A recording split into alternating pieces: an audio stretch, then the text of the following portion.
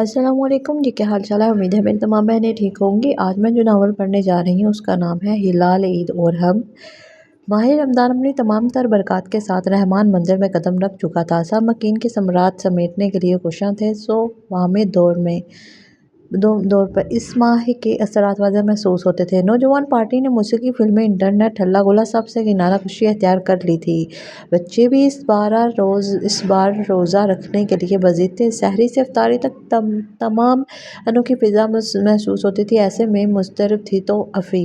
इसकी बेचैनी पहले इशरे से ही शुरू हुई और अब इस तरह पे बदल चुकी थी। ये महीना दुआ और बख्शिश का है और तुम ध्यान किधर है। अम्मी बार बार झिड़कती, इबादत कर तो रही हूँ और भड़बड़ा कर रह जाती, लेकिन ध्यान तुम्हारा कहीं और होता है।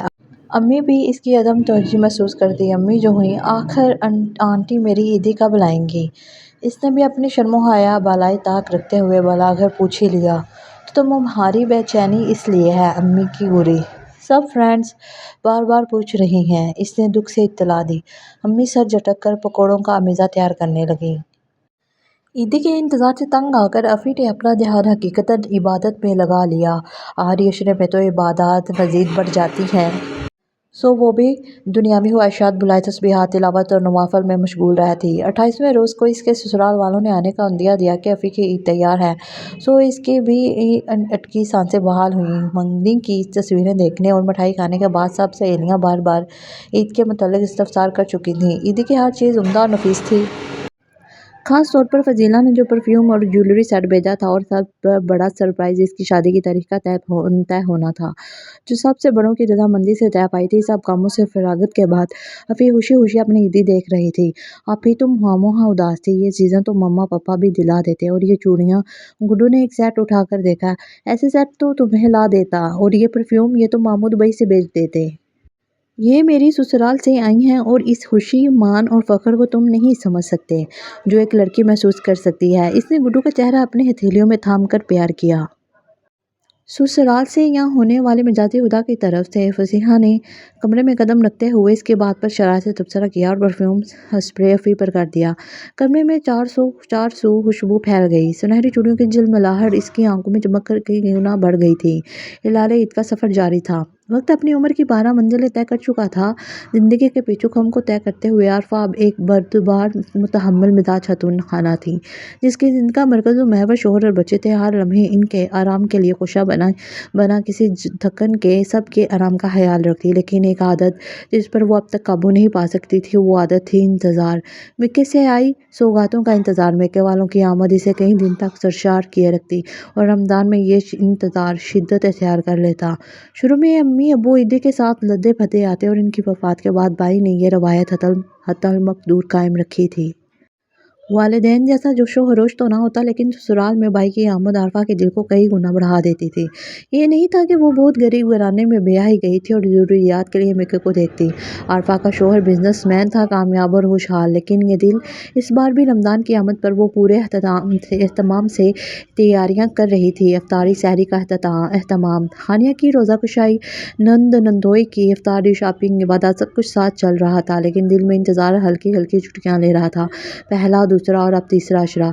भाई की आमद का इंतज़ार। लगता था इस बार इंतज़ार ही रहेगा। बहू, इस बार तुम्हारे मेके से कोई नहीं आया।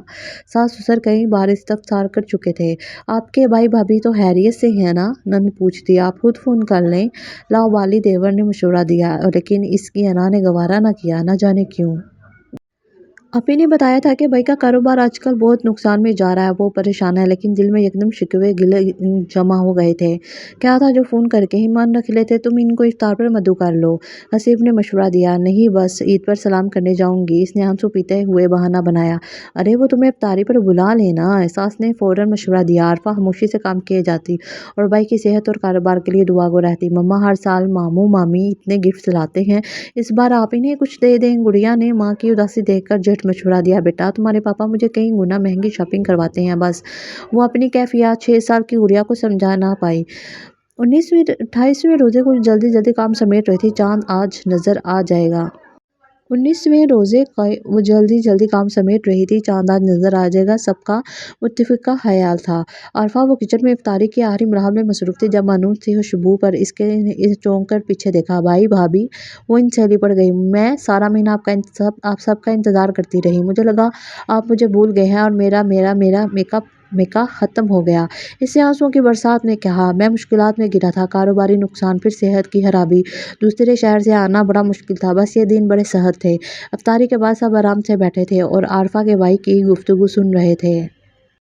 कल सबिका ने याद करवाया कि आरफा और हमना ईदी के मुंतज़िर होंगी। मैंने सोचा कि इस बार माजरत कर लूँ, लेकिन सबिका ने कहा, उन्होंने मोहब्बत भरी नज़रों से बीवी को देखा। मैंने कहा कि आरफा और हमना को कीमती चीज़ों से ज़्यादा इस मान और मोहब्बत के एहसास का इंतज़ार है जो भाई क़यामत इन्हें दे सकेगी। सबिका ने बात मुकम्मल की। सो मैंने और सबिका ने इस बार तुम लोगों के लिए बस हल्की फुल्की शॉपिंग की है। भाई का अंदाज़ा माजरत को आना था। कुछ देर बैठ के वो लोग चल गए। आरफा की खुशी दीद रही थी। मम्मा, आप इन चीज़ों के लिए उदास थी? शेरी हैरान था। औरत की ज़िंदगी में मेके से वाबस्ता चीज़ों का जो मान होता है, इसमें इसकी खुशी और फ़ख्र होता है जिसका कोई मोल नहीं होता। आरफा तमानियत से बोली। हलाले ईद की चमक दुगनी होती जा रही थी। हानिया को अपनी नानू और नाना एक मिसाली जोड़ा लगते थे। 70 से ऊपर नाना नानी अपनी औलाद और फिर इनकी औलाद की खुशियाँ देख रहे थे। इस उम्र में सेहत और अपने काम खूब सर अंजाम देना रब की रहमत ही तो होती है। हल्के सरमी से बालों और सुरह सफ़ेद रंगत वाले बारोब नाना और सफ़ेद बालों और पुरवकार मुस्कुराहट वाली नानो जो इस उम्र में भी चाको चौबंद थी। नानू नाना हर काम खुद अपने हाथों से सरअंजाम देती थी और तो और बहू के कई काम भी कर देती। सब्जी बना देती, मीठा तैयार कर देती, आटा गूंद दिया। काम ना करूँ तो बीमार पड़ जाऊँ, कोई इस्तफसार करता तो यही जवाब देती। नाना को जर्दा और फुलके अम्मी के हाथ के पसंद थे और सुबह की चाय भी इन्हीं के हाथ की पसंद करते। मेरा जी चाहता है कि मेरा बुढ़ापा भी आप जैसा हो, हानिया अक्सर मोहब्बत से नानू का हाथ थाम कर कहती। रमज़ान की आमद के साथ इन सब की जिम्मेदारियां बढ़ जाती। नाना और नानो दर्स का एहतमाम करवाते, इफ्तारी का मेन्यू तरतीब देते, मुलाजमों और मुस्तहिक अफराद को अपने हाथ से ज़कात, फितराना और सदका देते और ये बरसों से इनका दस्तूर था। आखिरी अशरे में नाना सबकी पेशगी ईदी दे देते या सब अपनी पसंद की चीज़ें खुद खरीदते। अब इस उम्र में कहाँ धक्के खाऊंगा। खुद को नौजवान कहने वाले नाना अचानक खुद पर बुढ़ापा तारी कर लेते, लेकिन नानों का गिफ्ट वो खुद पसंद करके लाते और चाँद नज़र आते ही इन्हें दे देते। हानिया ये लम्हात बड़े इंजॉय करती हानिया ये लम्हात बड़े इंजॉय करती। नाना खुद खूबसूरत रैपर में लिपटा गिफ्ट देते और नानो धीमी मुस्कुराहट से वो गिफ्ट वसूल करके सबके सामने खोलती। हानिया को ये पल बड़े प्यारे लगते। नानू को भी पूरे रमज़ान में इस दिन का इंतज़ार रहता है। इस बरस नाना की तबीयत कुछ नासाज थी, सो ज़्यादा वक्त आराम करते, इफ्तारी में भी मौजूद ना होते। सबको पहले ही ईदी दे दी। मेरे लिए आपकी मोहब्बत और सलामती ही असल तोहफा और ईदी है, नानो ने उदासी से कहा। रमज़ान रहमत, मगफिरत और दोज़ख से निजात के मराहिल तय करता बखैरो खूबी गुजर रहा था। इफ्तारी की मेज़ पर सब बराजुमान थे, खजूर हाथ में थामे ज़ेर लब दुआएं पढ़ते। अल्लाहु अकबर की सदाएं मुंतज़िर, अल्लाहु अकबर की सदाएं, साथ ही रोज़ा इफ्तार हो गया। अब सब चांद के मुंतज़िर थे जब फ़िज़ा पटाखों की आवाज़ से गूंज उठी। ईद का चांद मुबारक हो। हर तरफ से मुबारक या बात की सदाएं आने लगी। 29 रोज़ों वाली ईद का मज़ा ही अलग था। फरहान और हमदान दोनों को गर्मियों के रोज़े बहुत मुश्किल लगते थे, सो इनकी खुशी दीदनी थी। सब ख़वातीन जल्दी जल्दी काम समेट रही थी। अचानक नाना के बेडरूम का दरवाज़ा खुला और नाना आहिस्ता आहिस्ता बाहर आए। बेटों ने लपक कर सोफ़े पर बैठाया। इनके हाथ में गिफ्ट था। सबको ईदी दे दी थी, तुम्हारी माँ की ईदी रह गई थी। सो उन्होंने हानिया को देखा। नानों की आंखों में आंसू थे और खुशी वाज़िया थी। हानिया ने अपनी शॉपिंग के साथ साथ मेरी मुश्किल भी आसान कर दी। नानो ने रैपर खोला तो खूबसूरत नफीस सूट था। नानो के लब मुस्कुरा रहे थे। नानो, मैं आपके चेहरे पर हर साल वाली मुस्कुराहट देखना चाहती थी। हानिया ने इनका हाथ थाम कर कहा, आपको नाना के गिफ्ट्स इतने खुशी क्यों देते हैं?